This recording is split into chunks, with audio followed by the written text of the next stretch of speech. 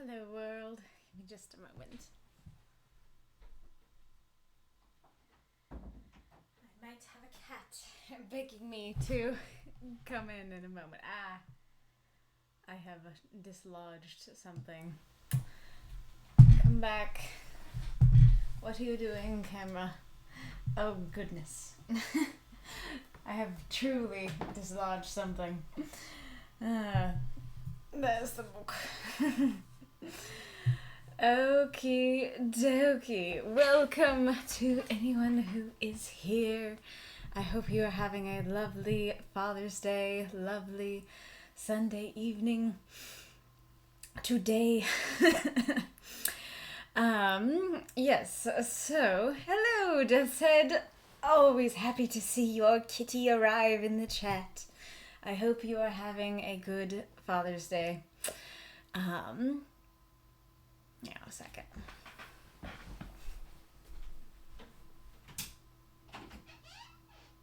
Oh, no key. Okay. But hello. I apologize if I'm a little more tired than usual today. This is probably going to be a shorter stream unless the same thing that happened last week happens, which is that I'm too excited about what's going on in the book and I just can't stop.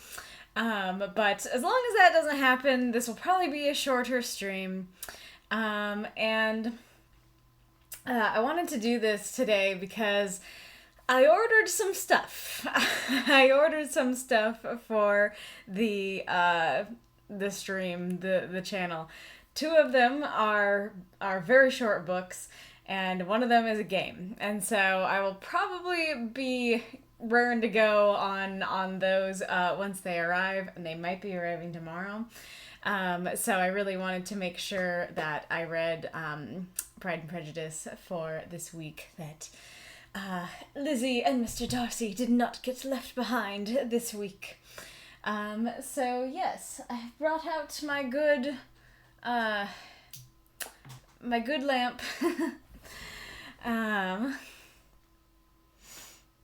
Okay, like that that makes sense.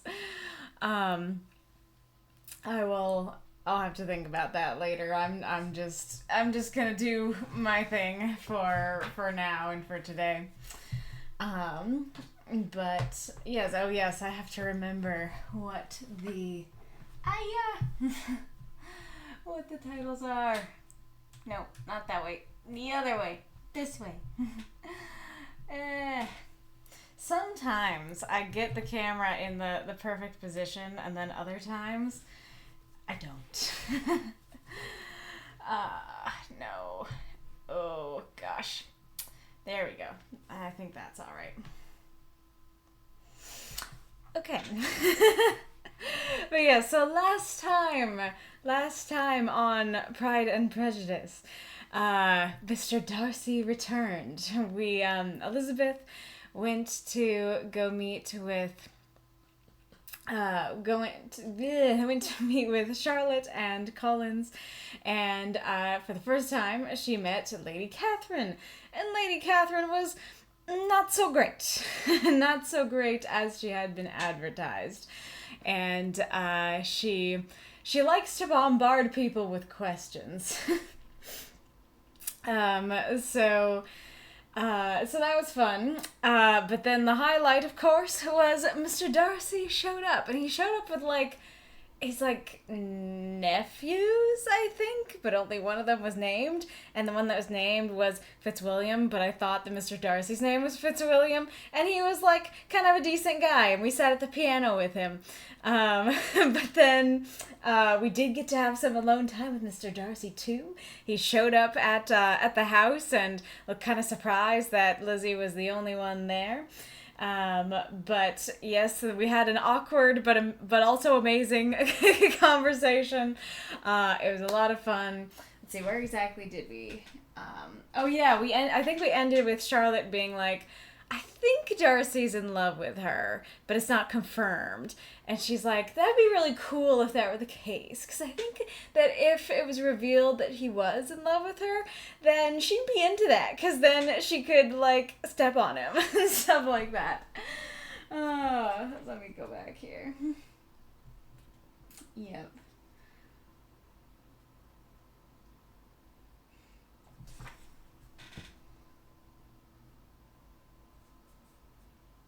Yep. Okay.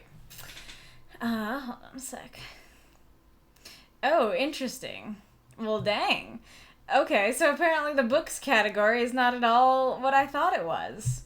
Um, but it's been pretty colonized by the actual writing book streams, though. Okay, so there are other folks who do do writing and book streams with the tag. That is a conundrum. But thank you for telling me that. I appreciate that. But yes, let us begin and see if I can remember the actual numbers. So, Chapter 33, Volume 2, Chapter 10. More than once did Elizabeth, in her ramble within the park, unexpectedly meet Mr. Darcy. That's awesome to hear. I love that. She felt all the perverseness of the mischance that should bring him where no one else was brought, and to prevent its ever happening again, took care to inform him at first that it was a favorite haunt of hers. How it could occur a second time. That's incredible. That's amazing that it's like, hi, like, it's basically like going up to him and being like, hello, this is my favorite coffee shop. And it's implying, like, don't come there anymore. Like, obviously we hate each other, right? So, like, if you know it's my favorite place, you're not going to be showing up there. And then him over here in love with her is like, your favorite coffee shop, you say. Oh, that's amazing. Okay. Let's see, let's go back. And to prevent its ever happening again, took care to inform him at first that it was a favorite haunt of hers. How it could occur a second time, therefore, was very odd. Yet, it did, and even a third. It seemed like willful ill-nature, or voluntary penance. For on these occasions, it was not merely a few formal inquiries and an awkward pause and then away, but he actually thought it necessary to turn back and walk with her. He never said a great deal, nor did she give herself the trouble of talking or of listening much. But it struck her in the course of the third rencontre that he was asking some odd, unconnected questions about her pleasure in being at Hunsford, her love of solitary walks, and her opinion of Mr. and Mrs. Collins' happiness, and that in speaking of Rosings and her not perfectly understanding the house... And that in speaking of Rosings and her not perfectly understanding the house, he seemed to expect that whenever she came into Kent again, she would be staying there, too. His words seemed to imply it. Could he have Colonel Fitzwilliam in his thoughts? He has himself in his thoughts, Lizzie. Okay, hold on a sec. And then it's extra funny that she's like, okay, like, if we do meet, you're just gonna, like, turn and walk the other way, right? And then he walks with her. Amazing. I love it. And then he's, like, asking about her personally, and she's like, why are you asking me these personal questions? Because I love you, you idiot. She supposed if he meant anything, he must mean an allusion to what might arise in that quarter. I don't know exactly what that means. It distressed her, and I think I need to turn this a little bit. Yeah. It distressed her a little, and she was quite glad to find herself at the gate in the Pales opposite the parsonage. She was engaged one day, as she walked, in reperusing Jane's last letter, and dwelling on some passages which proved that Jane had not written in spirits, when instead of being again surprised by Mr. Darcy, she saw on looking up that Colonel Fitzwilliam was meeting her. Putting away the letter immediately, and forcing a smile, she said, I did not know before that you ever walked this way. I have been making the tour of the park, he replied, as I generally do every year, and intended to close it with a call at the parsonage. Are you going much farther? Come on, man. We're getting the actual conversation with Fitzwilliam, but not Mr. Darcy. The other one's the one I wanted to hear. Alright. No, I should have turned in a moment. And accordingly, she did turn, and they walked towards the parsonage together. Do you certainly leave Kent on Saturday? Said she. Yes, if Darcy does not put it off again. Cute. But I am at his disposal. He arranges the business just as he pleases. And if not able to please himself in the arrangement, he has at least great pleasure in the power of choice. I do not know anybody who seems more to enjoy the power of doing what he likes than Mr. Darcy. I feel like everybody enjoys doing what they like. But I'm assuming the point is, regardless of what other people think or want, and other people are more considerate. But I think everybody wants to do what they want to do. He likes to have his own way very well, replied Colonel Fitzwilliam. But so we all do. There we go. It is only that he has better means of having it than many others, because he's rich, and many others are poor. There's something about that that's so funny, that it's like, yeah, we all like to have our way, but he's rich, so he gets to. I speak free. Wait, hold on. But so do we all do. It is only that he has better means of having it than many others, because he is rich, and many others are poor. I speak feelingly. A younger son, must be inured to self-denial and dependence. I love that little expression. I speak feelingly. I feel like we should bring that back. And instead of like a /gen for genuine, just like, I speak feelingly. In my opinion, the younger son of an earl can know very little of either. Now, seriously, what have you ever known of self-denial and dependence? When have you been prevented by want of money from going wherever you choose, or procuring anything that you had a fancy for?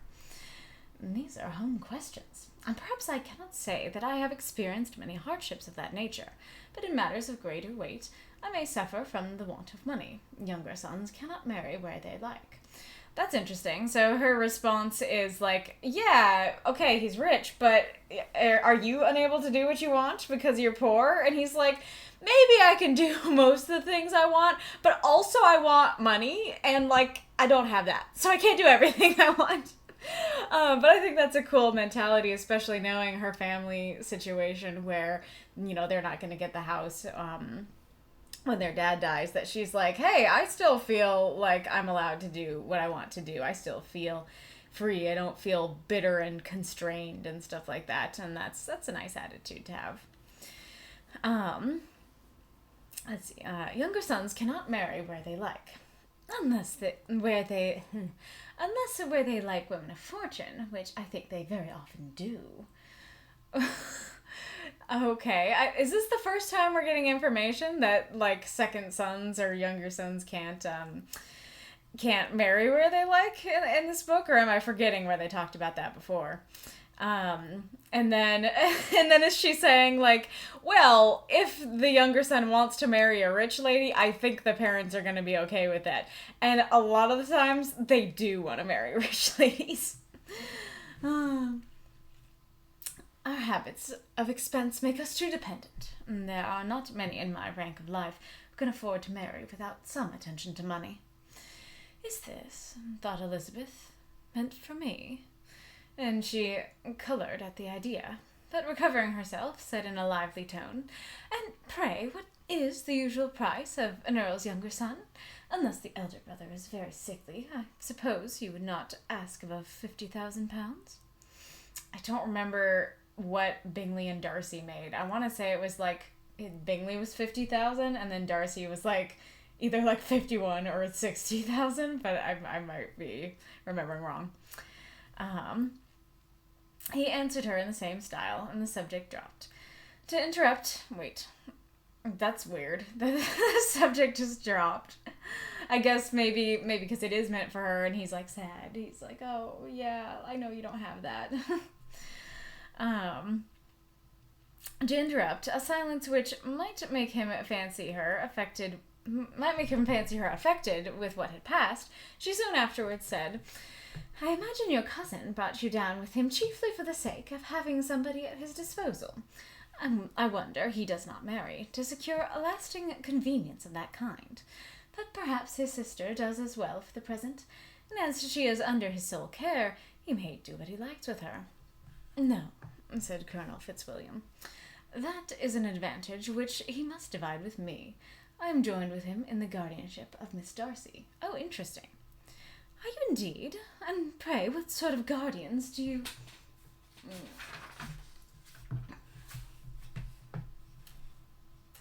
make? Does your charge give you much trouble? Young ladies of her age are sometimes a little difficult to manage. And if she has the true Darcy spirit, she may like to have her own way. That's clever. I like that. If she has the true Darcy spirit, in which I mean she's an a-hole, then she might like to have her way.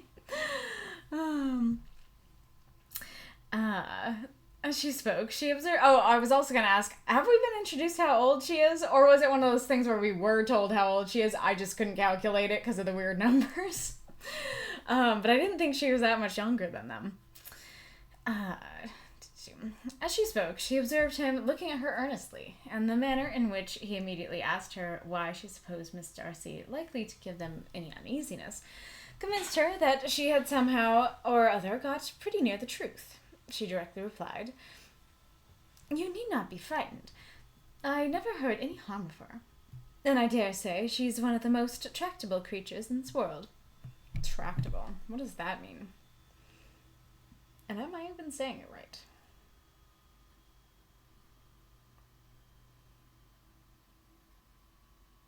Yeah, okay, yeah, tractable.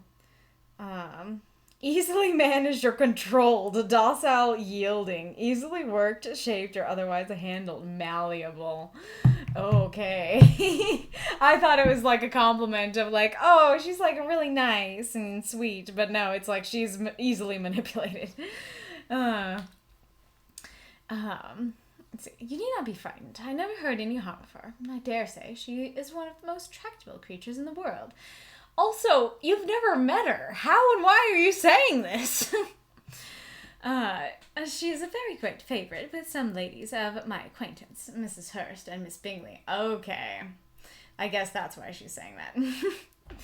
I think I've heard you say that you know them. I know them a little. Their brother is a pleasant gentleman-like man. He is a great friend of Darcy's. Oh, yes, said Elizabeth dryly. Mr. Darcy is uncommonly kind to Mr. Bingley, and takes a prodigious deal of care of him. Okay. Care of him? Yes, I really believe Darcy does take care of him in those points where he most wants care. From something that he told me in our journey hither, I have reason to think Bingley very much indebted to him. But I ought to beg his pardon, for I have no right to suppose that Bingley was the person meant. It was all conjecture. What is it you mean?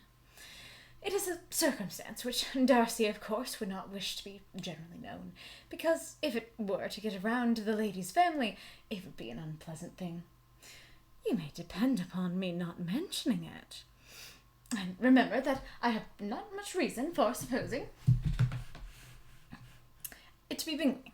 And what he told me was merely this, that he congratulated himself on having lately saved a friend from the inconveniences of a most imprudent marriage, but without mentioning names or any other particulars, and I only suspected it to be Bingley from believing him the kind of young man to get into a scrape of that sort, and from knowing them to have been together the whole of last summer.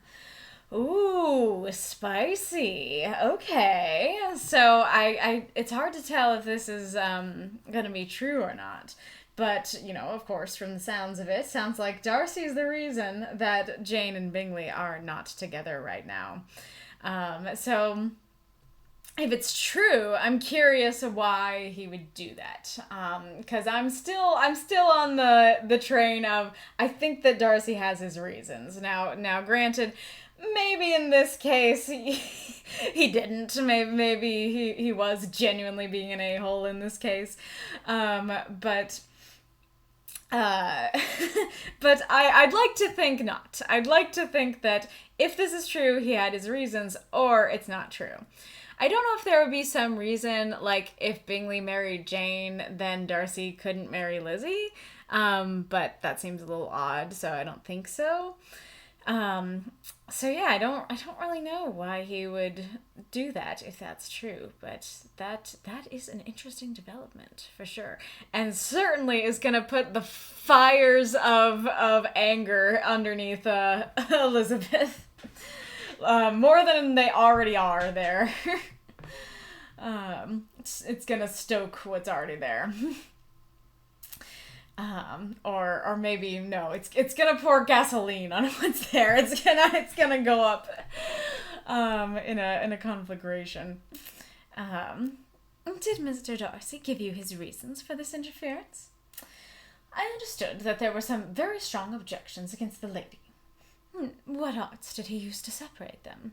She is so composed. Granted, if this book went more into the internal monologue, which is kind of interesting. I've been talking a lot about the fact that this book doesn't go into the settings, but I haven't really talked about, like, it not going into the internal monologue. Though, as I say that, I guess it does, because the narrator does go into, like, oh, hey, like, here's what this character thought about this thing. So maybe that's why it does feel like it does, generally. But in this case, like, you know, if I were writing this scene, I would, you know, write what Lizzie is feeling and have her be like, oh, crap, like, you know, either shock or anger or sorrow or all of the above, you know, and then she's trying to keep composure or is, you know, whatever. But as it is, it seems like she doesn't even need to try to keep composure. She's just really good at being like, oh, that's interesting. Tell me more. Very, very interesting. Very fun. All right, where was I? And what arts did he use to separate them? He did not talk to me of his own arts, said Fitzwilliam, smiling. He only told me what I now told you. Elizabeth made no answer and walked on, her heart swelling with indignation. Okay, yes, it did say her feelings on the matter. I just hadn't got to it yet. After watching her a little, Fitzwilliam asked her why she was so thoughtful. I am thinking of what you have been telling me, said she. That's kind of awesome, that it's like, oh, gee, why are you so lost in thought? Well, I'm thinking about what you just told me, Fitzwilliam. Not that harsh, though. Your cousin's conduct does not suit my feelings. Why was he to be the judge? You're rather disposed to call his interference officious? Officious. Let me look that up. Oh no! Let's hope I can find it again. Officious.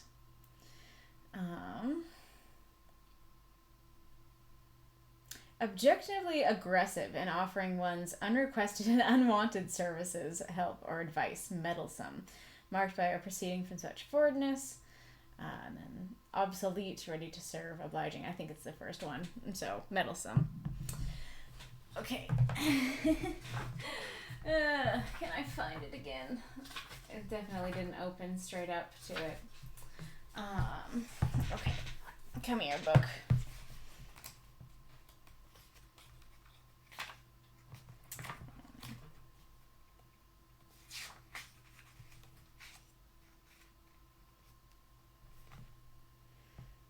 I think this is it. Yeah, there we go.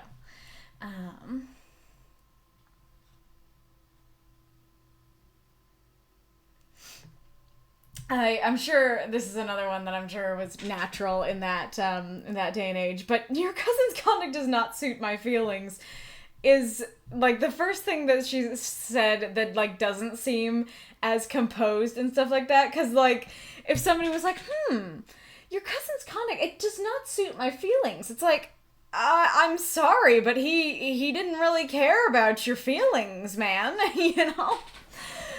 It's not really about that. So, okay, yeah, so officious. You're rather disposed to call his interference officious. So, meddlesome. I do not see what right Mr. Darcy had to decide on the propriety of his friend's inclination, or why, upon his own judgment alone, he was to determine and direct in what manner that friend was to be happy. But, she continued, recollecting herself, as we know none of the particulars, it is not fair to condemn him. It is not to be supposed that there was much affection in the case. That is not an unnatural surmise, said Fitzwilliam, but it is lessening the honour of my cousin's triumph very sadly. Don't know what that last part means. I don't know if she's just saving face here and be like, oh, like, we can't, condemn him that hard. We don't really know the situation, but inside she's boiling. Or if she genuinely means that, I think it's the first one. Let's see, but it is lessening the honor of my cousin's triumph very sadly.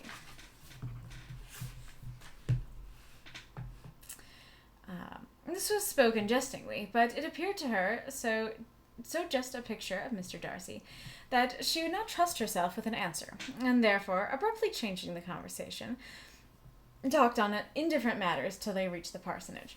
Oh, okay, so I guess he's saying, like, hey, like, Mr. Darcy did something good there, why are you treating it like it was unjust? And she's like, if I respond, it's gonna be bad. I might blow up at this, so I'm just not gonna respond. There, shut into her own room, as soon as their visitor left them, she could think without interruption of all that she had heard. I do kind of like the fact that there have been a number of these scenes where the characters just go into a room and think. I guess this has to do with the internal monologue conversation and proving that it is there. I don't know what I was thinking. But I do like that because I kind of feel like that's what I'd do, that I'd be like, let me just like go into my room and think for a bit kind of thing. Let's see. Then shut into her own room as soon as their visitor left them, she could think without interruption of all that she had heard. It was not to be supposed that any other people could be meant than those with whom she was connected. There could not exist in the world two men over whom Mr. Darcy could have such boundless influence. Is she talking about Wickham? Is she saying Bingley and Wickham are both, like, under Darcy's thumb? That he had been concerned in the measures taken to separate Mr. Bingley and Jane, she had never doubted. Oh, so she already suspected that. Interesting. Maybe I missed that. But she had always attributed to Miss Bingley the principal design and arrangement of them. Yes, okay, that I do remember for sure. If his own vanity, however, did not mislead him, he was the cause. His pride and caprice were the cause of all that Jane had suffered, and still continued to suffer. He had ruined for a while every hope of happiness for the most affectionate, generous heart in the world, and no one could say how lasting an evil he might have inflicted. Okay, so this is interesting. So, aside from, like, are we going to get answers and find out whether or not he really did do this, there is this question of, like, we heard earlier in the book that he doesn't let go of grudges, right? So that when he's mad at somebody, that he stays mad at them forever. And it seems like maybe that's going to be tested here. And, like, is she going to do that for Mr. Darcy? I mean, we know that ultimately she won't. But this is interesting that it's like, yeah, that honestly, that's fair. Like, quite a few of her judgments towards him, I've been like, well, hold on now. I think he has his own story. But this makes sense, of course, that, like, yeah, her sister is, like, the sweetest person, and she just learned that Mr. Darcy's the reason that, her heart is broken. And so I do think that that's, of all the reasons to be prejudiced against him, that's been the most fair one so far. There were some very strong objections against the lady, were Colonel Fitzwilliam's words, and these strong objections probably were her having one uncle who was a country attorney, and another who was in business at London. To Jane herself, she exclaimed, there could be no possibility of objection, all loveliness and goodness as she is. Her understanding excellent, her mind improved, and her manners captivating. Neither could anything be urged against my father, who, though with some peculiarities, his abilities which Mr. Darcy himself need not disdain, and respectability which he will probably never reach. Interesting. I guess it's just saying that the father has a lot of sway in a marriage at this time, and so it's like there's no objection for my dad. Yeah.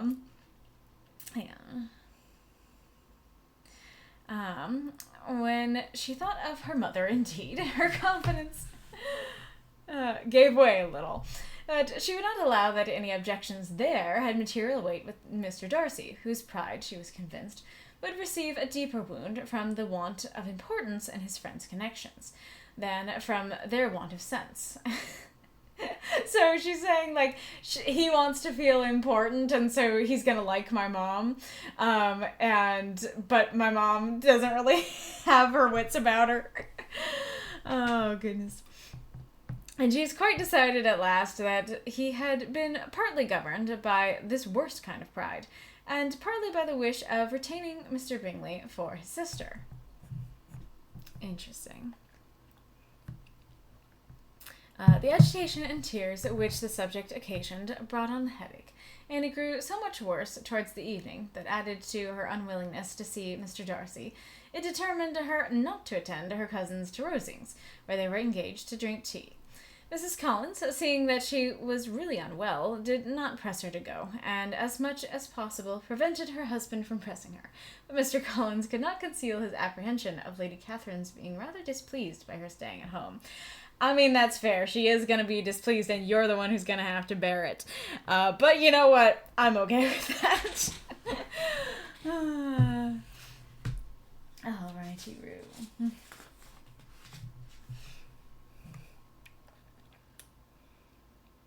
Let us go on to chapter 34, volume 2, chapter 11. When they were gone, Elizabeth, as if intending to exasperate herself as much as possible against Mr. Darcy, chose for employment the examination of all the letters which Jane had written to her since her being at Kent. They contained no actual complaint, nor was there any revival of past occurrences, or any communication of present suffering. She really is a sweetheart. But in all, and in almost every line of each, there was a want of that cheerfulness which had been used to characterize her style, and which, proceeding from the serenity of a mind at ease with itself, and kindly disposed towards everyone, had been scarcely ever clouded. Elizabeth noticed every sentence conveying the idea of uneasiness, with an attention which it had hardly received on the first perusal. Mr. Darcy's shameful boast of what misery he had been able to inflict gave her a keener sense of her sister's sufferings. I don't remember him boasting on his misery, except hearing it from Fitzwilliam. That is quite a gut punch. That's like she's that's really well done. That's because, like, it's one thing to have it be like, oh yeah, my sister, like, expresses her sadness and her anger on every page. Yeah, that's totally, like, relatable, and we can totally get behind that. But there's something so much sadder in, she is such a nice person that she doesn't even complain or so much as, like, vent her frustrations.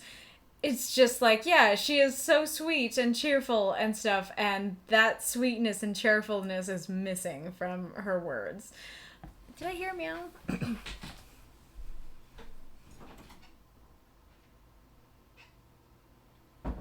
No, I guess not. Yeah, that's I like how that's done. That's really makes you feel for her.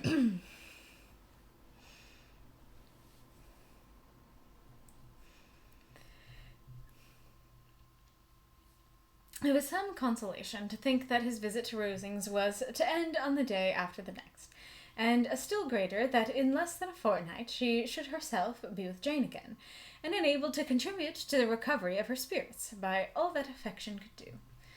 And she could not think of Darcy's leaving Kent without remembering that his cousin was to go with him.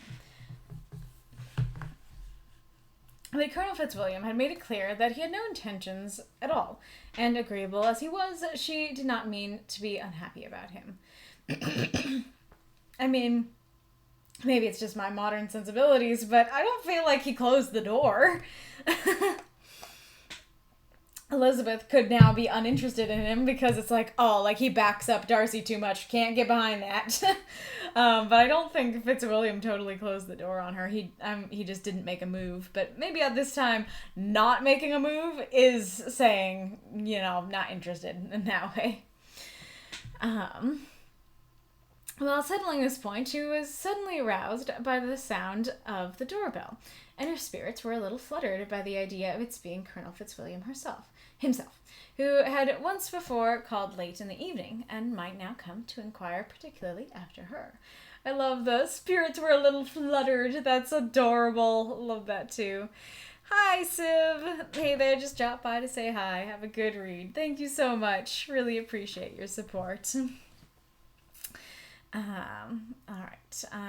But the idea was soon, I hope this is Darcy.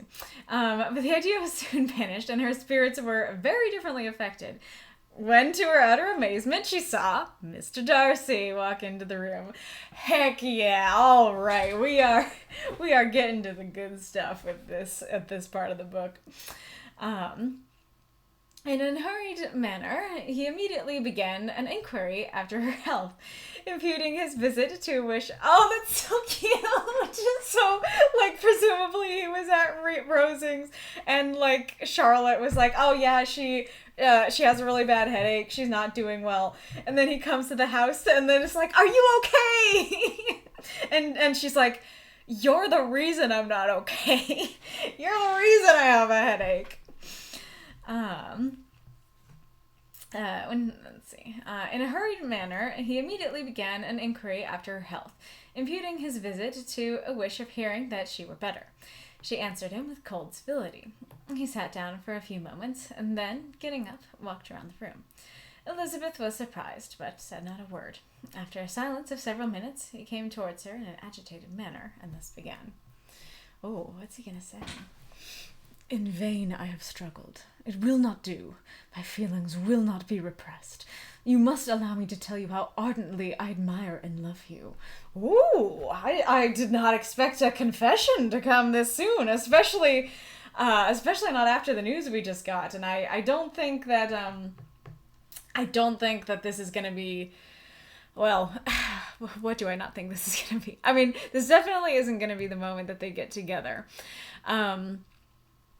But I was thinking earlier, because I was like, oh yeah, we still have a lot of book to go. We can't have her know that he's in love with her just now. This is a terrible time for that to get revealed. She will, bat his affections away with a baseball bat. So it's very interesting to see. He is actually, saying that, that he loves her. I wish I wasn't so tired. I could read that better. Maybe I'll try it again and try to say it with more emotion. All right. In vain I have struggled. It will not do. My feelings will not be repressed. You must allow me to tell you how ardently I admire and love you. Elizabeth's astonishment was beyond expression. She stared, colored, doubted, and was silent. Oh, I love that. That's a great progression. This he considered sufficient encouragement, and the avowal of all that he felt and had long felt for her immediately followed. Oh, I want to hear it! I want to hear it directly!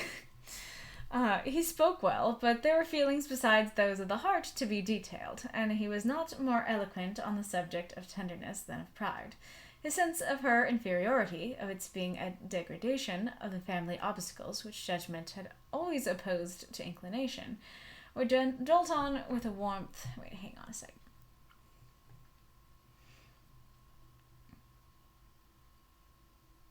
There are feelings besides those of the heart to be detailed.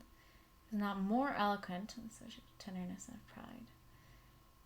Okay. His sense of her inferiority, of its being a degradation of the family's obstacles which judgment had always opposed to inclination, were dealt on with a warmth which seemed due to the consequence he was wounding, but was very unlikely to recommend his suit. Oh boy, there's a lot of phrases in there that are making it hard for me to understand what it means, because I can't tell if it's saying Like, oh, that was a meow.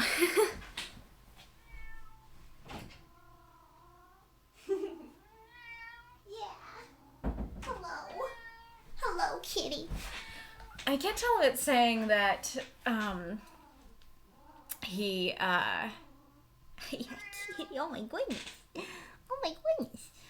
that he's like, oh yeah, like you are inferior to me, but you know, I'll look past it. Or if it's saying like, the things that before, like he spoke of, you know, pompously and you know, treated her like she was beneath him. Now he speaks with warm tenderness. It's really hard to tell. Kitty. Wait, I think I accidentally went forward a little bit. Yeah. Um.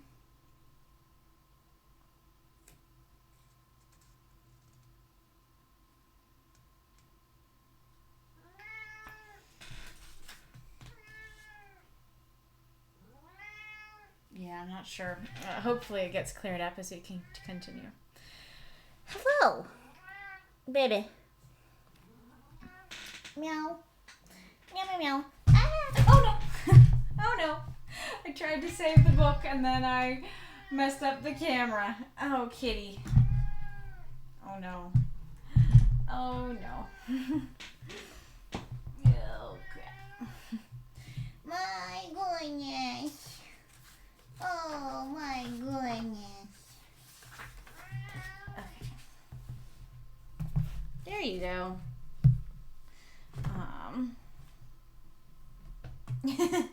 Hello, kitty. You gonna come into the shot? Oh, you're so special. Oh no. There we go. That should work. Oh no. There. In spite of her deeply rooted dislike, well, that's quite the opener. In spite of her deeply rooted dislike, she could not be insensible to the compliment of such a man's affection. And though her intentions did not vary for an instant, she was at first sorry for the pain he was to receive, till, roused to resentment, oh no. Oh no, kitty. Oh no.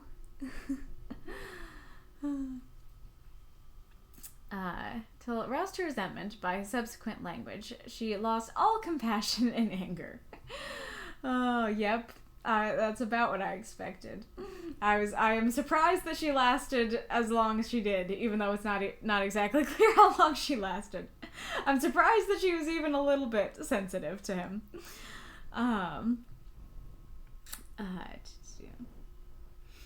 She tried, however, to compose herself to answer him with patience, when he should have done. Okay. He concluded with representing to her the strength of that attachment, which, in spite of all his endeavors, he had found impossible to conquer, and with expressing his hope that it would now be rewarded with her acceptance of his hand. Wow! Okay! As he said this, oh, kitty, you really are, oh no, you really are interrupting a crucial moment, baby. Oh no. Oh no, kitty cat. Baby. You could sit right here. This would be an okay place to sit. As long as you just settle down. There's a little tail. There's a little tail in the camera. Oh. Kitty. Yeah. Oh. Oh no. Oh no, kitty. You are back to demanding attention like you did a couple streams ago.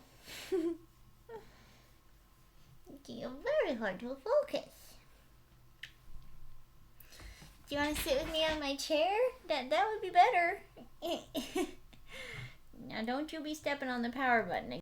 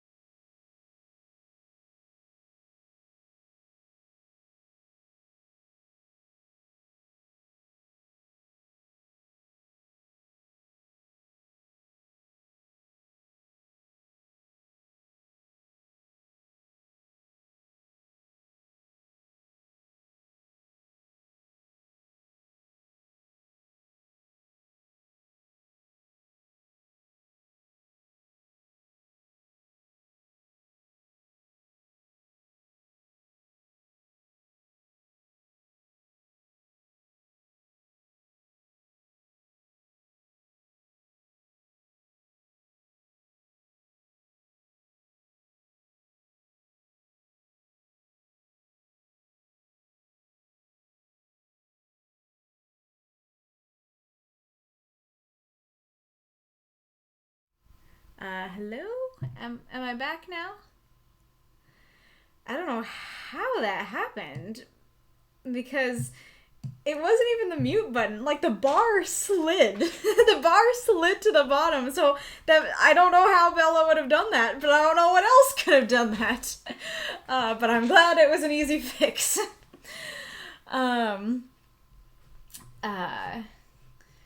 Let's see here. So, assuming that you didn't catch anything from when she stepped over here, yeah, let's wind back to before. He concluded with representing to her the strength of that attachment, which, in spite of all his endeavors, he had found impossible to conquer. And I was saying I really like that phrase of he really tried to not love her, but he couldn't conquer the feeling, and that's just fun. I always love those kinds of romance stories. Very, very cute and endearing. And with expressing his hope that it would now be rewarded by her acceptance of his hand. As he said this, she could easily see that he had no doubt of a favorable answer. He spoke of apprehension and anxiety, but his countenance expressed real security. Such a circumstance could only exasperate further. Oh, cat. Oh, kitty. The tickles. She's licking my arm.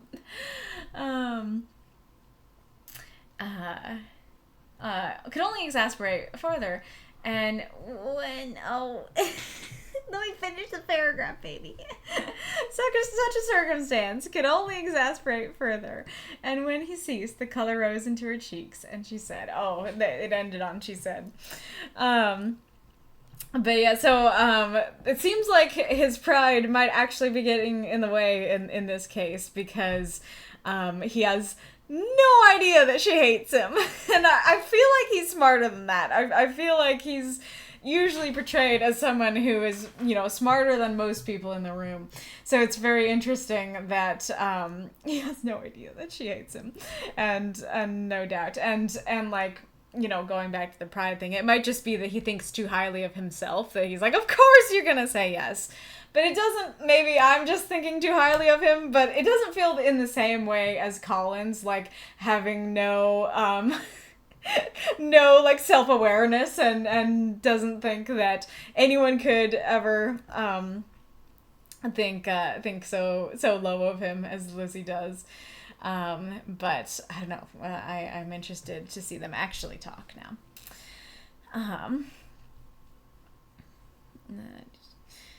In such a circumstance could only exasperate farther, and when he ceased, the color rose into her cheeks, and she said, "In such cases as this, it is, I believe, the established mode to express a sense of obligation for the sentiments avowed, however unequally they may be returned. It is natural that obligation should be felt, and if I could feel gratitude, I would now thank you. But I cannot. I have never desired your good opinion, and you have certainly bestowed it most unwillingly. I am sorry to have occasioned pain to anyone. It has been most unconsciously done. However, and I hope will be of short duration. The feelings which you tell me have long prevented the acknowledgement of your regard, can have little difficulty in overcoming it after this explanation." I love that it's like, I don't want you to think well of me, and you have bestowed your love and good opinion on me unwillingly. Oh, that's great.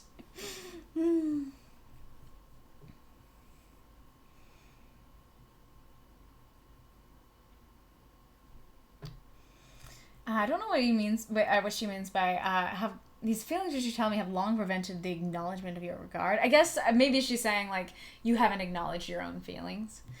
Oh, this is right where the tail is. Okay, there we go. Mr. Darcy, who is leaning against the mantelpiece with, hey, a setting detail. Love that. This is a great chapter to have a setting detail. His eyes fixed on her face seemed to catch her words with no less resentment than surprise. His complexion became pale with anger, and the disturbance of his mind was visible in every feature. He was struggling for the appearance of composure, and would not open his lips till he believed himself to have attained it. The pause was, to Elizabeth's feelings, dreadful. At length, in a voice of forced calmness, he said, "And this is all the reply which I am to have the honour of expecting. I might perhaps wish to be informed why, with so little endeavour at civility, I am thus rejected, but it is of small importance." "I might as well inquire," replied she, "why, with so evident a design of offending and insulting me, you chose to tell me that you liked me against your will, against your reason, and even against your character. Was not this some excuse for incivility, if I was uncivil? But I have other provocations. You know I have. Had not my own feelings decided against you, had they been indifferent, or had they even been favourable, do you think that any consideration would tempt me to accept the man who has been the means of ruining, perhaps forever, the happiness of a most beloved sister?" Yeah, there we go. She is, so much of the book, and especially the two of them, are dancing around, what's really there. And like we saw with Fitzwilliam earlier, she's like, "Oh, interesting," and is hiding her real feelings. So I like that. We are cutting to the chase. We are getting her real feelings. They're coming out. And also shows, that their interactions with each other are different than their interactions with anybody else in the story. I really like the against your reason, or against your will, against your reason, and even against your character. That's a great little line. And like, I do feel like he should know that she has reasons to dislike him. So it's interesting that he didn't even think that she would say no. As she pronounced these words, Mr. Darcy changed colour, but the emotion was short, and he listened without attempting to interrupt her while she continued. "Oh yeah, I was also going to say, I don't know why he's like, it doesn't matter why you're rejecting me, or it's of little importance, other than, just being polite and being like, well, I guess, you don't owe me an explanation. I'd like one, but you don't owe me one." But other than that, I don't know why he'd say that, because it's very important. Did the camera get moved a little bit? Oh, yes.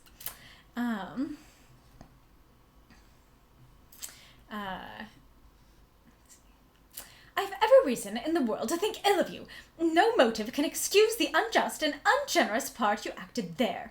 You cannot deny that you have been the principal, if not the only means of dividing them from each other, of exposing one of the censure of the world for caprice, and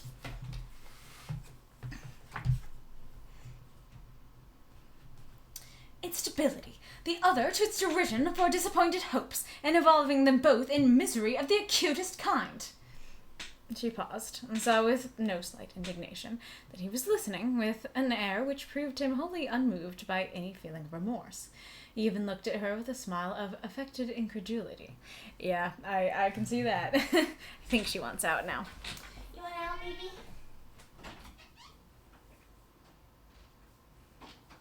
She's like, "Well, if I'm not the center of attention, then I will go elsewhere."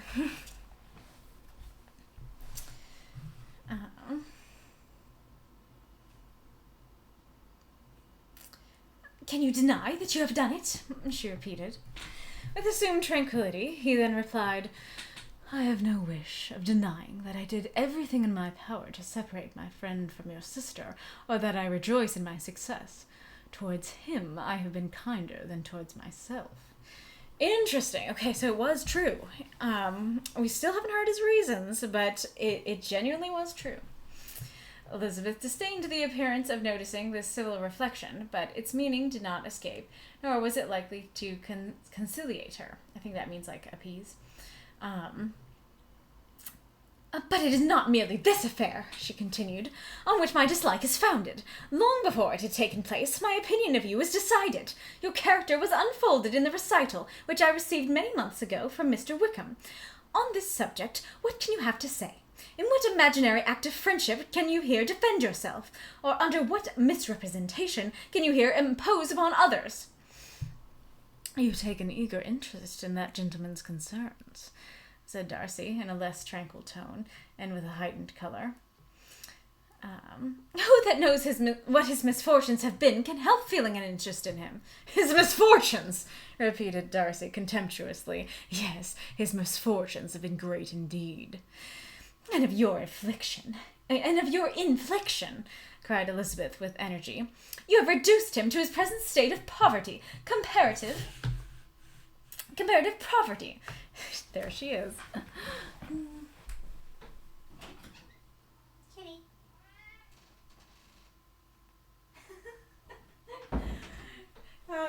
She meowed and I went out there and then she meowed and walked away. She wanted me to watch her leave. Let's see. And of your infliction, cried Elizabeth with energy, you have reduced him to his present state of poverty, comparative poverty. You have within the advantages which you must know to have been designed for him. You have deprived the best years of his life of that independence which was no less his due than his desert. You have done all of this, and yet you can treat the mention of his misfortunes with contempt and ridicule. And this, cried Darcy, as he walked with quick steps across the room, is your opinion of me. This is the estimation in which you hold me. I thank you for explaining it so fully. My faults, according to this calculation, are heavy indeed. But perhaps, added he, stopping in his walk and turning towards her, these offences might have been overlooked, had not your pride been hurt by my honest confession of the scruples these offences might have been overlooked, had not your pride been hurt by my honest confession. Uh-oh. We got hit by an ad. I'll check yet again to see if she turned around.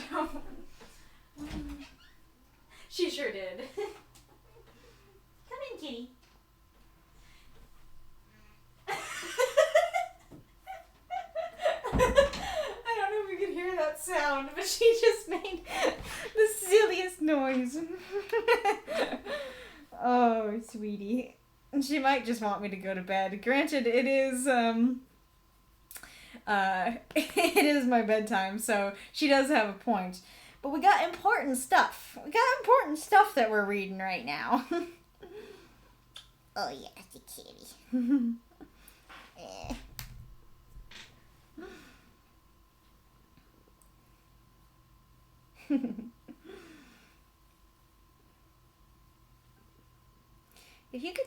If you were a lap cat, then this would work perfectly. You could just stay on my lap, and then we could read, and that would be good. But you don't tend to stay. Oh, okay.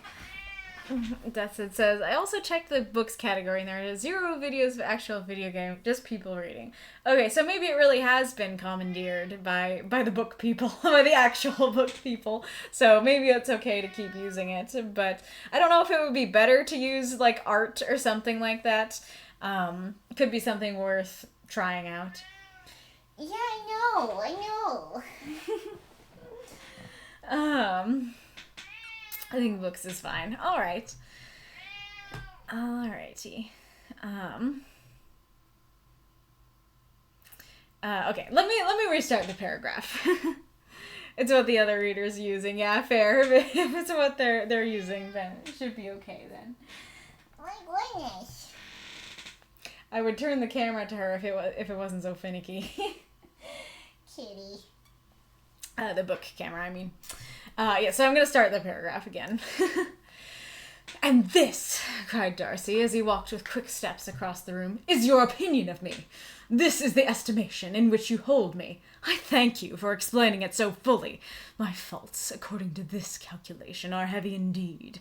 But perhaps, added he, stopping in his walk and turning towards her, these offences might have been overlooked, had not your pride been hurt by my honest confession of these scruples that had long prevented my forming any serious design.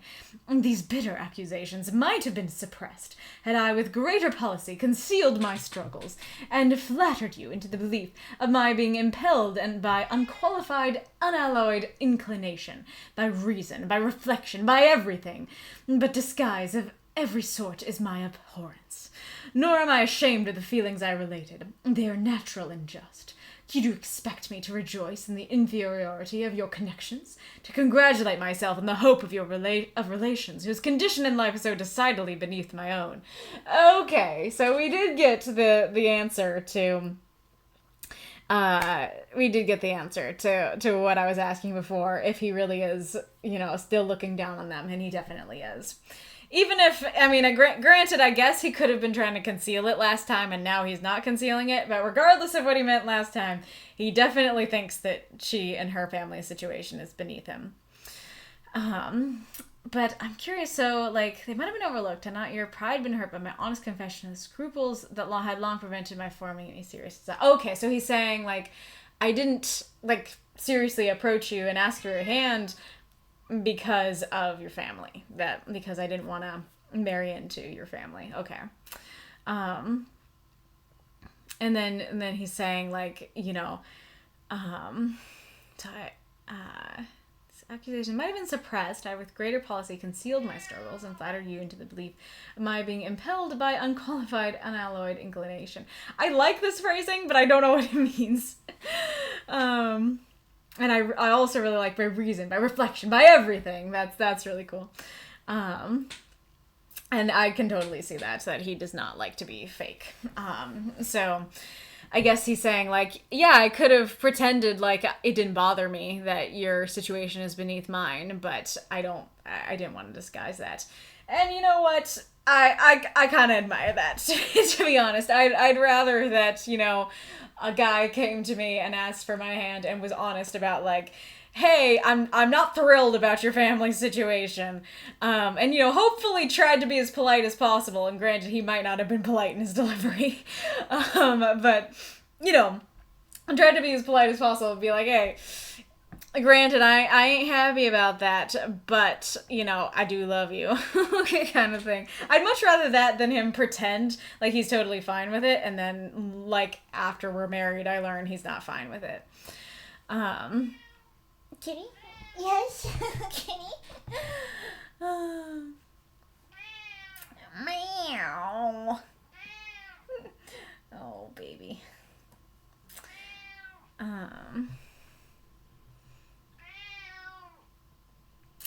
Yes, okay. Elizabeth felt herself growing more angry every moment, yet she tried to the utmost to speak with composure when she said, "You are mistaken, Mr. Darcy, if you suppose that the mode... Oh, goodness. You are mistaken, Mr. Darcy, if you suppose that the mode of your declaration affected me in any other way than as it spared me the concern which I might have felt in refusing you, had you behaved in a more gentlemanlike manner." Okay, so he wasn't polite in his delivery, or at least according to her, he wasn't.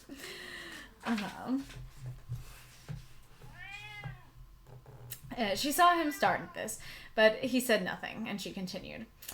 "You could not have made me the offer of your hand in any possible way that would have tempted me to accept it." Yeah, I do believe that. Again, his astonishment was obvious, and he looked at her with an expression of mingled incredulity and mortification. She went on. "From the very beginning, from the first moment, I may almost say, of my acquaintance with you, your manners impressing me with the fullest belief of your arrogance, your conceit, and your selfish disdain of the feelings of others, were such as to form that groundwork of disapprobation, on which succeeding events have built so immovable a dislike. And I have not known you a month before I felt that you were the last man in the world whom I could ever be prevailed on to marry." Well, just you wait. We have more book. "You have said quite enough, madam. I perfectly comprehend your feelings, and have now only to be ashamed of what my own have been. Forgive me for having taken up so much of your time, and accept my best wishes for your health and happiness." And with these words, he hastily left the room, and Elizabeth heard him, the next moment, open the front door and quit the house. The tumult of her mind was now painfully great. She knew not how to support herself, and from actual weakness sat down and cried for half an hour. Her astonishment, as she reflected on what had passed, was increased by every review of it. That she should receive an offer of marriage from Mr. Darcy. That he should have been in love with her for so many months. So much in love as to wish to marry her in spite of all the objections which had made him prevent his friends marrying her sister, and which must appear, at least with equal force, in his own case, was almost incredible. It was gratifying to have inspired unconsciously so strong an affection, but his pride, his abominable pride, his shameless avowal of what he had done with respect to Jane, his unpardonable assurance in acknowledging, though he could not justify it, and the unfeeling manner in which he had mentioned Mr. Wickham, his cruelty towards whom he had not attempted to deny, soon overcame the pity which the consideration of his attachment had for a moment excited. She continued in very agitating reflections till the sound of Lady Catherine's carriage made her feel how unequal she was to encounter Charlotte's observation, and hurried her away to her room.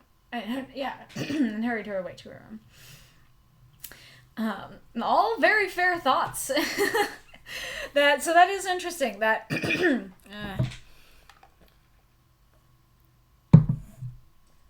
it was literally just Jane's financial situation that he convinced Bingley, like, oh, you shouldn't marry beneath you. But he tried so hard not to love Lizzie, but he does, and so he's like, I still want to marry you, even though I literally convinced my friend not to marry your sister because of your financial situation. That is really interesting, and it is like, that does make me feel good about myself, that he loved me so much he was willing to do that. I still feel like we haven't gotten the full story on Wickham, though. There's the kitty. I guess now I can pick it up. Wow, yes. You are so silly. I'm trying to say, okay, let's see how long the next chapter is.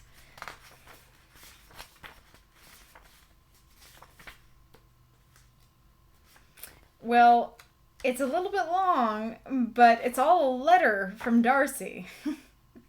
Yes, lots of meows.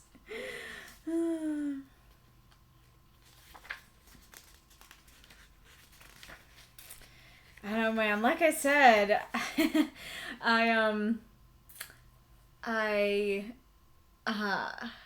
probably gonna be distracted by other stuff throughout the week, so I feel like I should keep going. I'm a little nervous about that because, as I said, it is my bedtime. I don't know how long this chapter is gonna be, but I do really like what I've been reading, and I'm a little nervous about if I'm gonna be reading more this week.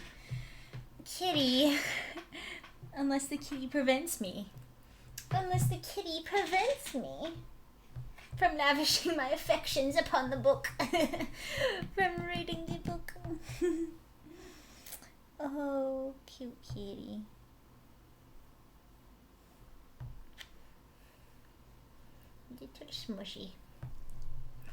Little smushy face.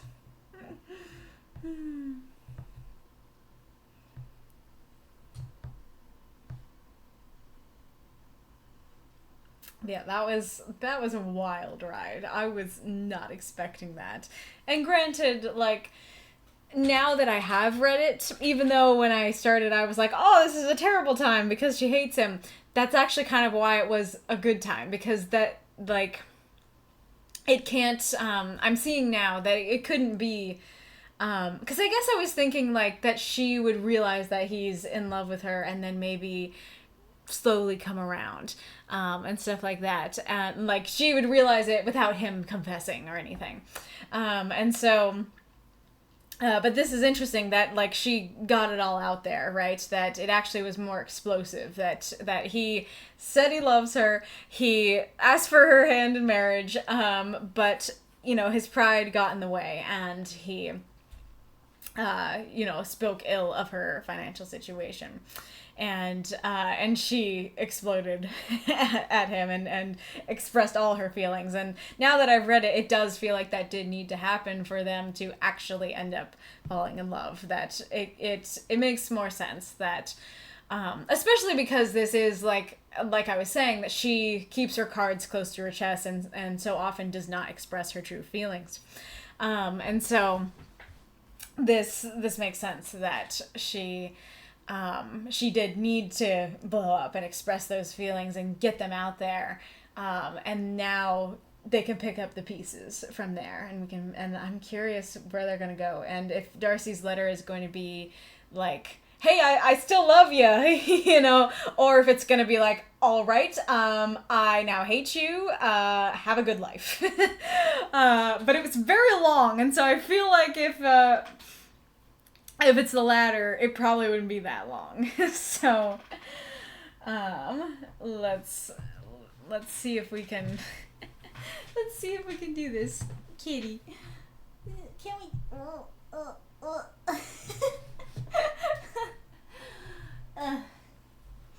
Well, that's something. All right, so what's this? 35? Chapter 35, Volume 2, Chapter 12. Elizabeth awoke the next morning to the same thoughts and meditations, which had at length closed her eyes. She could not yet recover from the surprise of what had happened. Very fair. It was impossible to think of anything else, and totally indisposed for employment, she resolved soon after breakfast to indulge herself in air and exercise. She was proceeding directly to her favorite walk when the recollection of Mr. Darcy's sometimes coming there stopped her, and instead of entering the park, she turned up the lane, which led her farther from the turnpike road. The park paling was still the boundary on one side, and she soon passed one of the gates into the ground. After walking 2 or 3 times along that part of the lane, she was tempted, by the pleasantness of the morning, to stop at the gates and look into the park. The 5 weeks which she had now passed in Kent had made a great difference in the country, and every day was adding to the verdure of the early trees. Oh, I guess it's like the greenness. She was on the point of continuing her walk when she caught a glimpse of the gentleman within the sort of grove which edged the park. He was moving that way, and fearful of its being Mr. Darcy. Wait, a gentleman, not the gentleman. Okay. I want it to be him so bad I added a word. Caught a glimpse of a gentleman within the sort of grove which edged the park. He was moving that way, and fearful of its being Mr. Darcy, she was directly retreating. But the person who advanced was now near enough to see her, and stepping forward,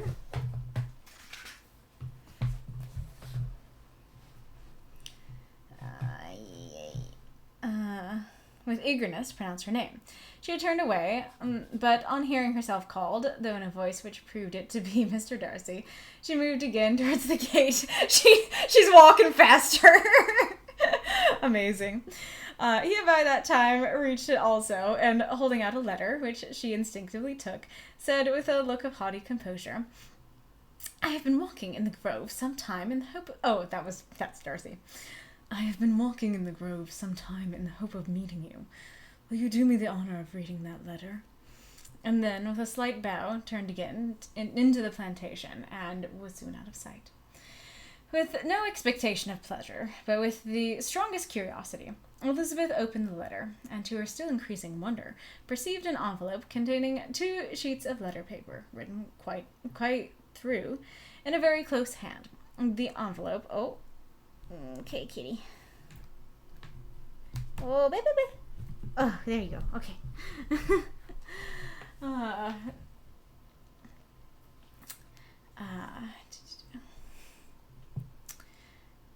The envelope itself was likewise full. Pursuing her way along the lane, she then began it. It was dated from Rosings at 8 o'clock in the morning, and was as follows. Do you want out, kitty, or are you just gonna stand there? Be not alarmed, madam, on receiving this letter, by the apprehension of its containing any repetition of those sentiments or renewal of those offers which were last night disgusting to you. See, then that's one of the things that sounds kind of modern, but I kind of love that. It's like, I know I disgust you. I won't, say it again. I won't say I love you again. I write without any intention of painting you or humbling myself by dwelling on, paining you. I write without any intention of paining you or humbling myself by dwelling on wishes which, for the happiness of both, cannot be too soon forgotten. And the effort which the formation and the perusal of this letter must occasion should have been spared, had not my character required it to be written and read. You must therefore pardon the freedom with which I demand your attention, your feelings. I know will bestow it unwillingly, but I demand it of your justice. Oh, is he gonna explain, everything?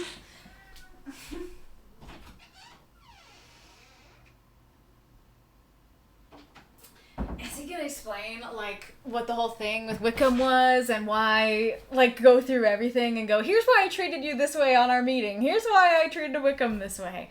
That'd be interesting, if so.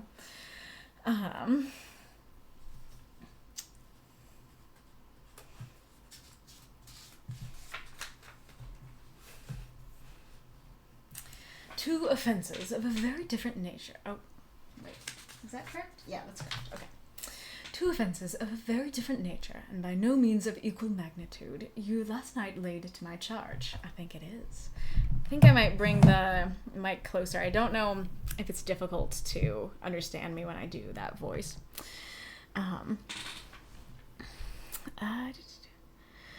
The first mention was that regardless of the sentiments of either, I had detached Mr. Bingley from your sister, and the other that I had, in defiance of various claims, in defiance of honour and humanity, ruined the immediate prosperity and blasted the prospects of Mr. Wickham.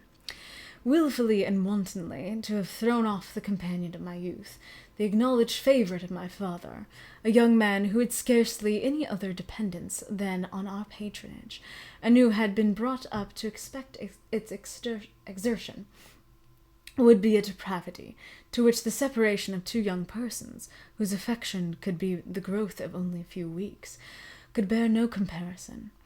But from the severity of that blame which was last night so liberally bestowed, respecting each circumstance, I shall hope to be in future secured, when the following account of my actions and their motives has been read. If in the explanation of them, which is due to myself, I am under the necessity of relating feelings which may be offensive to yours, I can only say that I am sorry. The necessity must be obeyed, and farther apology would be absurd.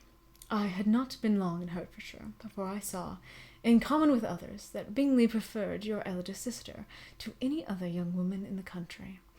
But it was not till the evening of the dance at Netherfield that I had any apprehension of his feeling a serious attachment. I had often seen him in love before. At that ball, while I had the honour of dancing with you, I was first made acquainted by Sir William Lucas's accidental information that Bingley's attentions to your sister had given rise to a general expectation of their marriage. He spoke of it as a certain event, which the time alone could be undecided. I don't remember if we heard that directly, but I think we might have, because I remember, Lizzie talking to William and then Darcy coming up to her. From that moment, I observed my friend's behaviour attentively, and I could then perceive that his partiality for Miss Bennet was beyond what I had ever witnessed in him. Your sister I also watched. Her look and manners were open, cheerful, and engaging as ever, but without any symptom of peculiar regard, and I remained convinced, from the evening scrutiny, that though she received his attentions with pleasure, she did not invite them by any participation of sentiment. That's interesting. If you have not been mistaken here, I must have been in error. Your superior knowledge of your sister must make the latter probable. Wait, hang on a second. I don't know if you can hear. I'll grab her in a second.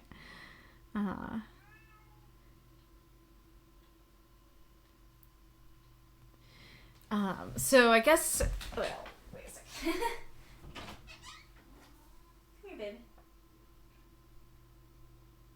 Come here, cat. She walked away again. Oops. I'm back. So I guess he's saying, like, I didn't think that she was in love with him. That he was like, oh, I realized that Bingley was in love with her, but I didn't know she was in love with him. And that might be because she's just very nice to everyone, and so he didn't, she maybe, whether intentionally or not, might be good at hiding that, hiding that she's in love with someone because she's so nice to everyone.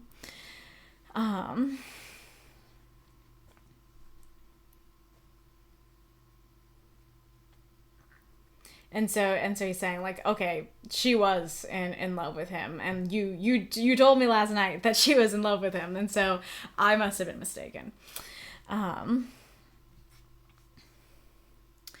If it be so, if I have been misled by such error to inflict pain on her, your resentment has not been unreasonable. Okay, that's interesting. Okay, so the situation was that he definitely did, break it off. That he did convince Bingley to stop pursuing her because of her situation. But he also didn't think that Jane was in love with him. And so that is a different element.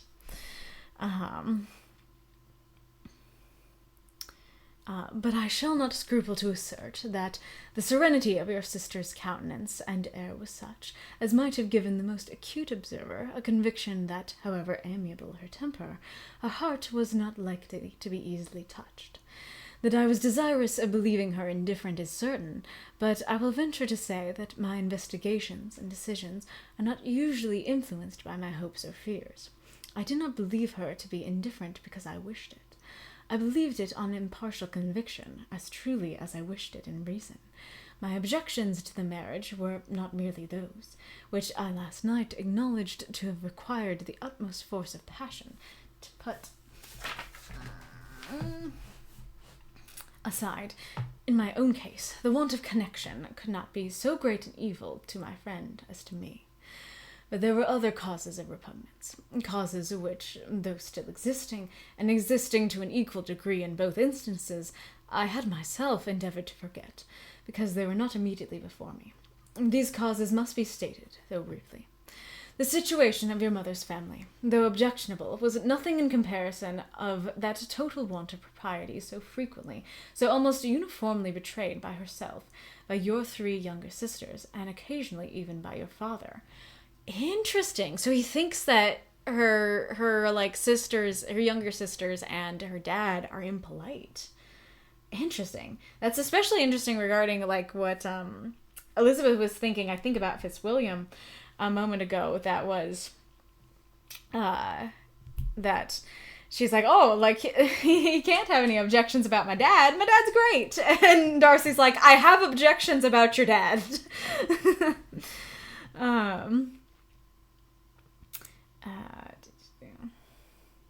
Pardon me, it pains me to offend you, but amidst your concern for the defects of your nearest relations, and your displeasure at this representation of them, let it give you consolation to consider that to have conducted yourselves so as to avoid any share of the like censure, is praise no less generally bestowed on you and your eldest sister, than it is honourable to the sense and disposition of both. Hang on.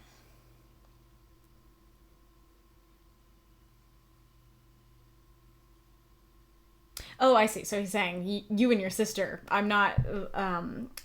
I can't say that about you and your sister Jane because you guys were polite. You guys did conduct yourselves well. I will only say farther that from what passed that evening, my opinion of all parties was confirmed, and every inducement heightened, which could have led me before to preserve my friend from what I esteemed a most unhappy connection. He left Netherfield for London on the day following, as you, I am certain, remember, with the design of soon returning. The part which I acted is now to be explained.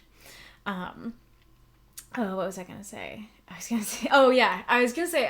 really interesting because I don't think that her opinion of Darcy was totally concrete on their first meeting, but like it was there on their first meeting. And so I find it kind of interesting that she basically formed her opinion of him on day one, and he also is being judgmental too, but he formed it quite a bit later. Like that Netherfield ball, like my title on that video is like, finally, the Netherfield ball. Like it took a while to get there. And so he actually waited to give his judgments for a while. And of course, obviously that makes sense with the title that, you know, she has her prejudices and stuff, but, you know, she thinks so poorly of him, and I assume that she would think that he, you know, would form a judgment like really fast, but she's actually the one who formed the judgment really fast.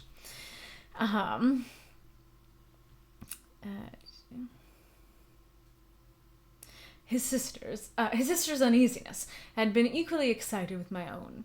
Our coincidence of feeling was soon discovered, and alike sensible that no time was to be lost in detaching their brother, we shortly resolved on joining him directly in London. Interesting, so the sisters and Darcy did not go immediately with him.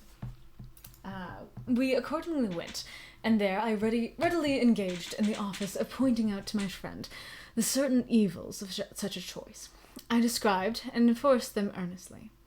But, however, this remonstrance might have been staggered or delayed his determination, I do not suppose that it would ultimately have prevented the marriage, had it not been seconded by the assurance, which I hesitated not in giving, of your sister's indifference. He had before believed her to return his affection with sincere, if not with equal regard. But Bingley has great natural modesty, with a stronger dependence on my judgment than his own. That's kind of cute. That he's like, I trust my friend more than me. Especially because of what Darcy just said about, like, that he's like, no, I know that I had feelings about this, and I wanted her to be indifferent, but I don't tend to make my judgments based on my feelings. And so, you know, that would be a good reason to trust somebody's judgments, if that is true.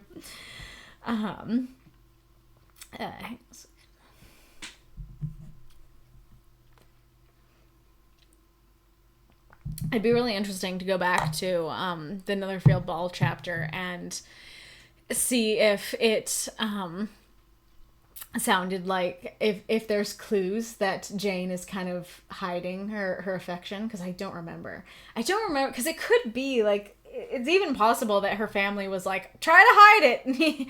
But I don't quite remember.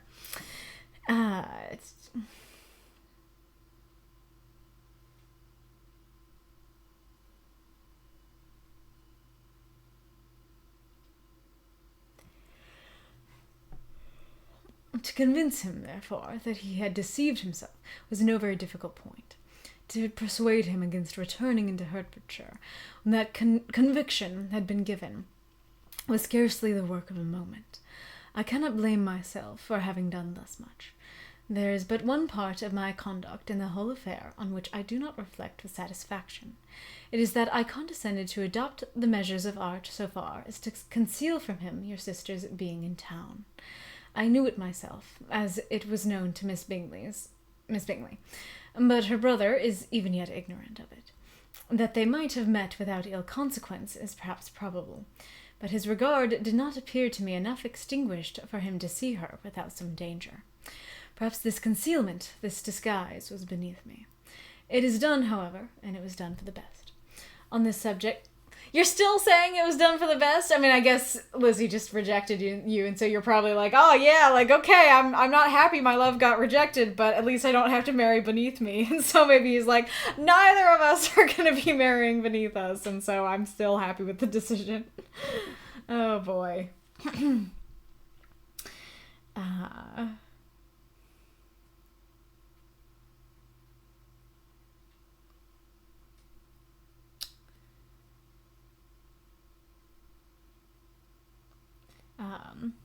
Oh, and I didn't even recognize, perhaps this disguise was beneath me. He used the word disguise in the last chapter, didn't he? That he was like, I abhor disguise of all kinds. But he did do this. On this subject, I have nothing more to say, no other apology to offer. If I've wounded your sister's feelings, it was unknowingly done. And though the motives which governed me may to...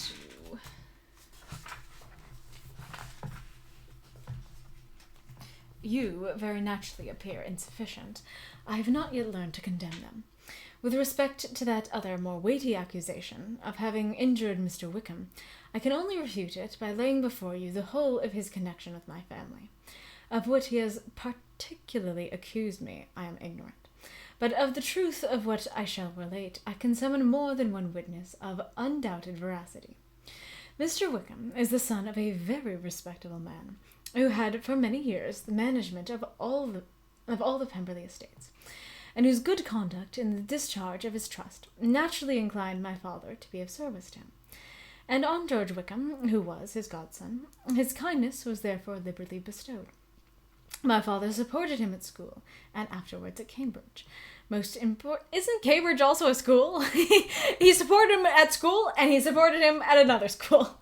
I guess it's like, elementary school, kind of, and then university. But anyways...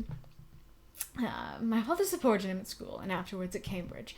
Most important assistance, as his own father, always poor from the extravagance of his wife, would have been unable to give him a gentleman's education. That's interesting. You don't usually see, especially in, a story of this time, highlighting, the wife being, the gambling lady and stuff like that. I feel like it's so much more common a trope that it's like, oh yeah, the guys, the husband squandered the fortune, gambling. That's kind of interesting. Of course, I'm absolutely sure that happened. It's just not something I tend to see in fiction. It's kind of like, I don't know, kind of feels like a weird win for gender equality.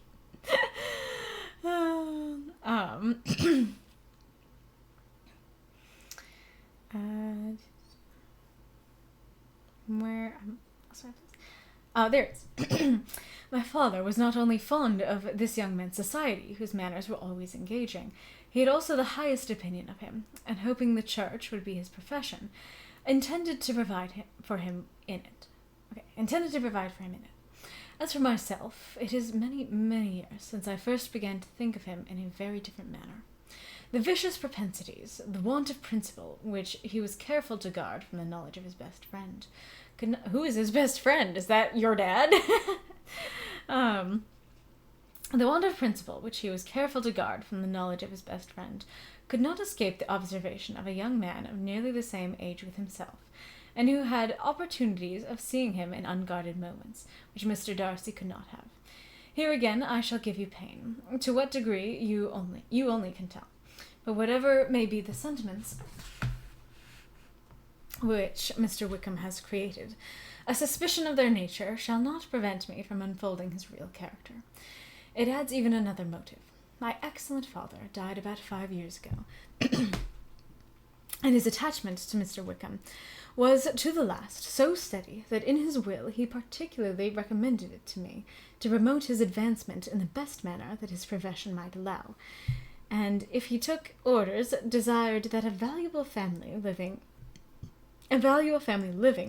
might be his as soon as it became vacant. Excuse me. There's also a legacy of £1,000. His own father did not long survive mine. Within half a year from these events, Mr. Wickham wrote to inform me that, having finally resolved against taking orders, he hoped I should not think it unreasonable for him to expect some more immediate pecuniary advantage in lieu of the preferment by which he could not be benefited. Okay, hang on a sec.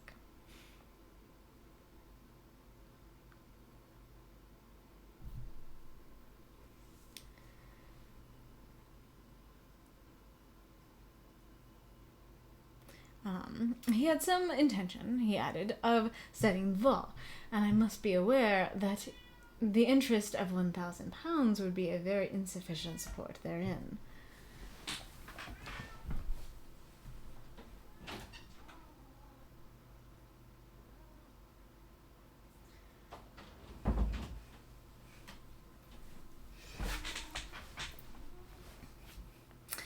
I rather wished than believed him to be sincere, but at any rate was perfectly ready to accede to his proposal. So I think he's saying, like, hey, if he, like, my dad was supporting him going into the church, and he's thinking about going into the law. But if he goes into the law, he's going to need more money. And so I think he's kind of worried that he's scamming him, perhaps. But he wants to believe him, and so he's like, okay, like, I would do that. I knew that Mr. Wickham... I knew Mr... Yeah, okay. I knew that Mr. Wickham ought not to be a clergyman. The business was therefore soon settled. He resigned all claim to assistance in the church, were it possible that he could ever be in a situation to receive it, and accepted in return £3,000. Oh, okay, interesting. So, like, they kind of redid the situation. That was like, okay, you know, the dad wanted him to help him get ahead in the church and was going to give him £1,000. And then he's like, hey, actually, I want to do law. And Darcy's like, okay, you're actually going to need more money for that. Can we take away the church stuff and instead put those resources into giving you more money for your law thing? Okay. All connection between us seemed now dissolved. I thought too ill of him to invite him to Pemberley, or admit his society in town. In town, I believe he chiefly lived, but his studying the law was a mere pretense. Being now free from all restraint,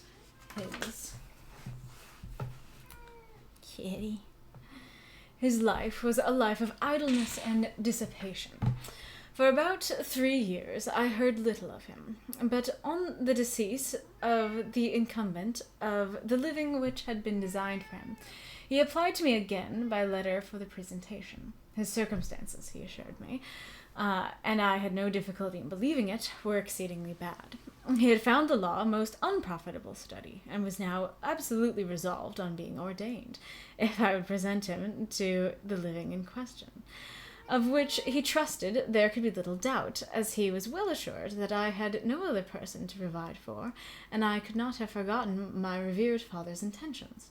You'll hardly blame me for refusing to comply with his entreaty, or for resisting every repetition of it. His resentment was in proportion to the distress of his circumstances, and he was doubtless as violent in his abuse of me to others, as in his reproaches to myself. Yeah.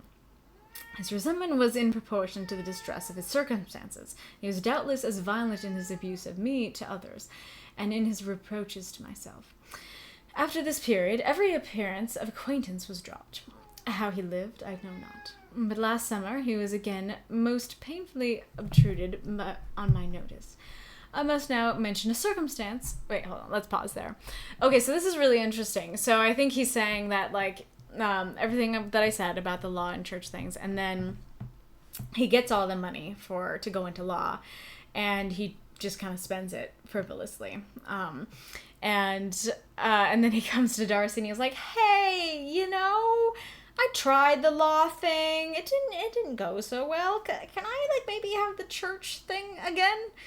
And it's like, buddy, we put it in writing. You relinquished all your claim to the church stuff, and the money I gave you squandered. So, sorry, no. Sorry, not sorry. Now it's looking a little bit let's see. Kitty boo. You're like just on the edge. It's trying to focus. Can I? No, I can't really do that. Okay. I don't know what to do, baby. Maybe I can just, like, turn it a little bit. Yeah, I think that should work.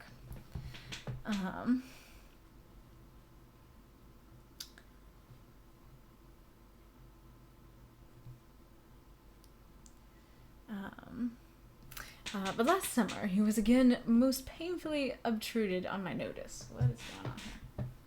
Come back, camera. There. I must now mention a circumstance which I would wish to forget myself, and which no obligation less than the present should induce me to unfold to any human being.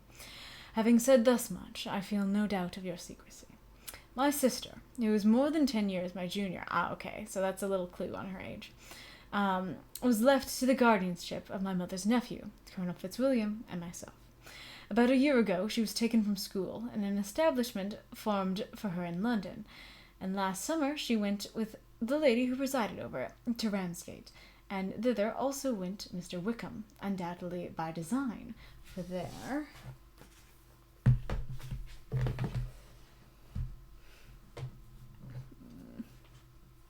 Now we gotta go back a little bit, I think.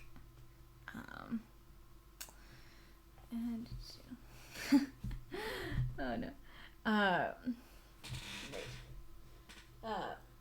For there proved to have been a prior acquaintance between him and Mrs. Young, in whose character we were most unhappily deceived. And by her connivance and aid, he so far recommended himself to Georgiana, I don't remember who Mrs. Young is, whose affectionate heart retained a strong impression of his kindness to her as a child, that she was persuaded to believe herself in love, and to consent to an elopement. Oh, not even a fancy official marriage, but an elopement. She was then but 15, which must be her excuse, and after stating her imprudence, I am happy to add that I owed the knowledge of it to herself. I joined them unexpectedly a day or two before the intended elopement. And then Georgiana, unable to support the idea of grieving and offending a brother whom she almost looked up to as a father, acknowledged the whole to me. You may imagine what I felt and how I acted. Regard for my sister's credit and feelings prevented any public exposure. Okay, we moving, Kitty? Or are you moving more in the way? There you go. Okay.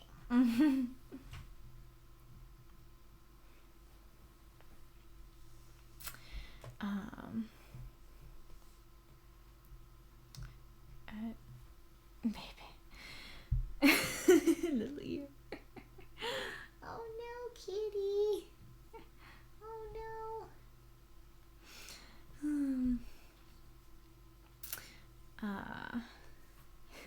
Cat. Every time I go to find my place, she gets in the way. Baby. Oh no. Oh no. Oh no, baby. Oh, it's so cute though. Can I take a picture? No. Okay, let me get my iPad and see if she says this is so cute. This is like thumbnail worthy.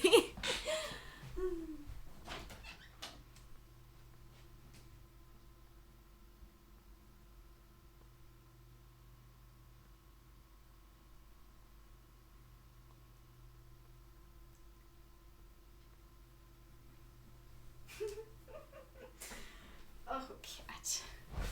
You are too much.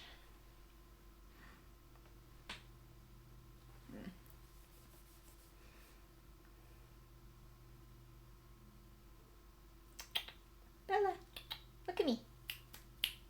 Look at me.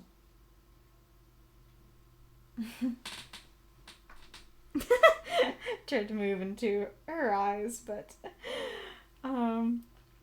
then she looked away. My goodness, you're cute. Too much. Too much.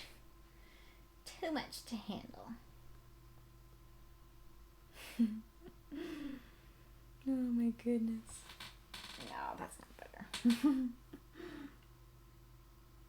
I think I'll probably post those later because I have to go through a whole situation to get those photos to the chat, but like I said, I might make it the thumbnail of the video because my goodness, what a cutie. My goodness. You can probably see the top of her head. Yeah. Oh. There's the cat and there's the book. Oh no. You're making it hard. I don't want to take the book out from under you because you're being so cute and sweet. But I gotta. I gotta do it. Yeah, thanks, kitty. Yeah, thanks. Oh, but she's she's still in the camera though.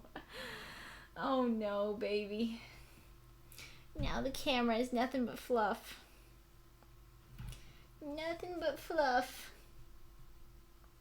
Baby cat. Oh my goodness. Maybe I can like manually move it for a second. Oh no. Now you're looking at the light. Oh no. Did I just turn it off? I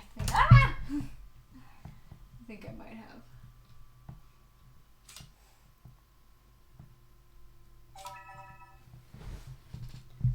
Come back, little camera.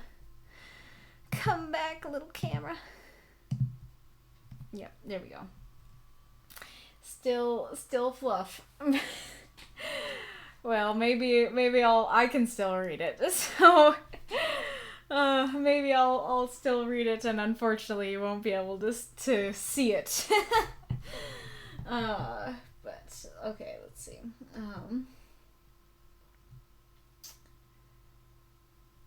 You may imagine what I felt and how I acted. Regard for my sister's credit and feelings prevented any public exposure, but I wrote to Mr. Wickham, who left the place immediately, and Mrs. Young was of course removed from her charge. Mr. Wickham's chief object was unquestionably my sister's fortune, which is £30,000, but I cannot help supposing that the hope of revenging himself on me was a strong inducement. His revenge would have been complete indeed. This, madam, oh, there we go. Oh, there we go. Thanks, kitty. This, madam, is a faithful narrative of every event in which we have been concerned together, and if you do not absolutely reject it as false, you will, I hope, acquit me henceforth of cruelty towards Mr. Wickham. I know not in what manner, under what form of falsehood he has imposed on you, but his success is not perhaps to be wondered at, ignorant as you previously were of everything concerning either. Detection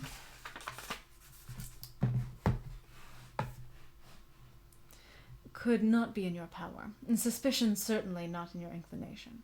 You may possibly wonder why all this was not told you last night, but I was not then master enough of myself to know what could or ought to be revealed. For the truth of everything here related, I can appeal more particularly to the testimony of Colonel Fitzwilliam, who, from our near relationship and constant intimacy, and still more as one of the executors of my father's will, has been unavoidably acquainted with every particular of these transactions. If your abhorrence of me should make any assertions valueless, you cannot be prevented by the same cause from confiding in my cousin, and that there may be the possibility of consulting him. I shall endeavour to find some opportunity of putting his letter in your hands, and in the course of the morning I will only add, God bless you, Fitzwilliam Darcy. So his name is Fitzwilliam. They both are named Fitzwilliam. Why? Why are there two Fitzwilliams? Oh, man. But I want to see her reaction, though. Oh, it's so late. It's an hour later than it should be.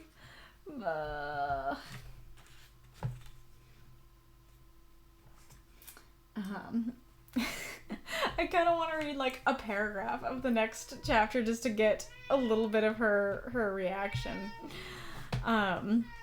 But I don't intend to go through the whole thing. I won't even say the number. If Elizabeth, when Mr. Darcy gave her the letter, did not expect it to contain a renewal of his offers, she had formed no expectation at all of its contents. But such as they were, it may be well supposed how eagerly she went through them, and what a contrariety of emotion they excited. Her feelings, as she read, were scarcely to be defined. With amazement did she first understand that he believed any apology to be in his power, and steadfastly was she persuaded that he could have no explanation to give, which a just sense of shame would not conceal. With a strong prejudice against everything he might say, she began his account of what had happened at Netherfield. She read with an eagerness which hardly left her power of comprehension, and from impatience of knowing what the next sentence might bring, was incapable of attending to the sense of the one before her eyes. His belief of her sister's insensibility she instantly resolved to be false, and his account of the worst objections to the match made her too angry to have any wish of doing him justice. He expressed no regret for what he had done, which satisfied her. His style was not penitent, but haughty. It was all pride and insolence. I think I have to go on. But when this subject was succeeded by his account of Mr.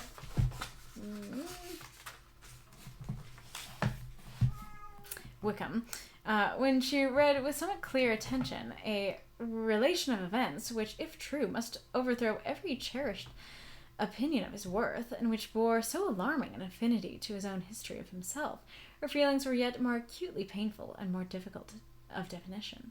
Astonishment, apprehension, and even horror oppressed her. She wished to discredit it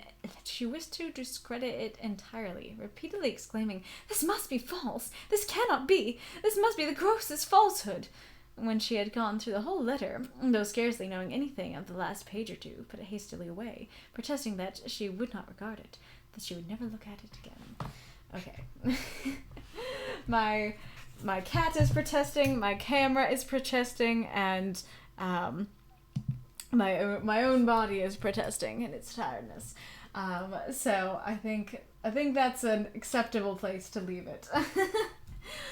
But oh man, was that a doozy. I really do gotta go. I don't know. I don't think I'll raid tonight because I really just gotta go to bed. But I don't think I'll go too much into like my thoughts on the chapters, but those are so good. Yeah. My mind blown. That was fantastic. That was great. I'm glad I did it.